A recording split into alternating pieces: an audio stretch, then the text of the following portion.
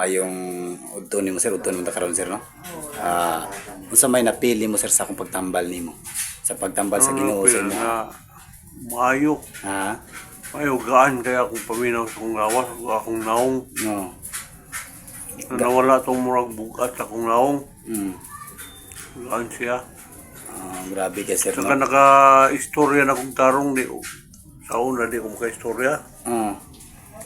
Utal-utal kong istorya karon murag diretso na akong istorya. Thank you Jesus.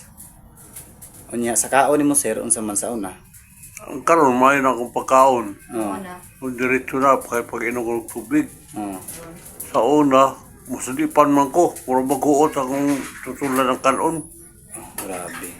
Grabe nga nakagamana ang Ginoo sir. Unsay may kasulti nimo sa about sa mga tao sir nga ana nimo karamdaman? May nga mo'y kasulti nga. Minayo lang sa itong isik ka tao. Oo. Hindi sa kontrahan. Oo. Ito, ayo-ayo lang ta sa itong mga isik ka tao ng tao nga. Unsa may kasulti nimo sir about sa mga tao sir kana bitang baga unsay katinuod sa akong pagtabang ba sa pagtabang sa Ginoo ko sa imo? Ito, tinuod yun.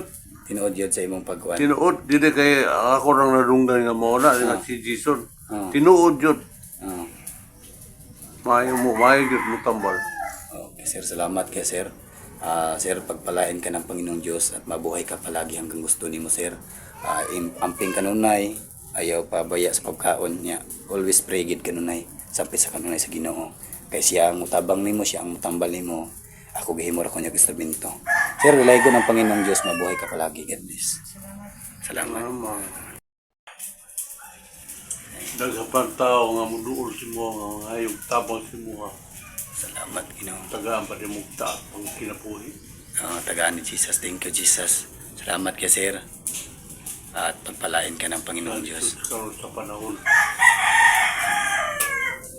Okay, salamat kay sir.